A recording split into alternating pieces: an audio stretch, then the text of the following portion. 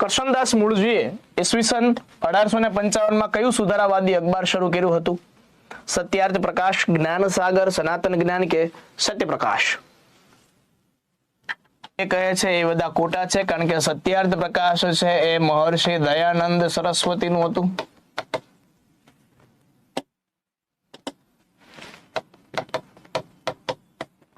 પણ સત્યપ્રકાશ છે એ 1885 ની અંદર એમણે આ જે સુધારાવાદી અખબાર છે શરૂ કરેલું હતું, એનું નામ છે સત્યપ્રકાશ. સત્યાર્થ પ્રકાશ છે ને, સત્યાર્થ પ્રકાશ પૂછો તો મહર્ષિ દયાનંદ સરસ્વતી છે એ આવે.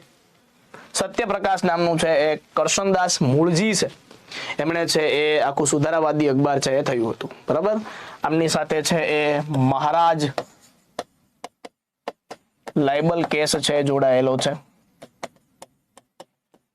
પુસ્તક પણ એક છે મહારાજ નામનું અને એક ફિલ્મ પણ મહારાજ નામનું છે.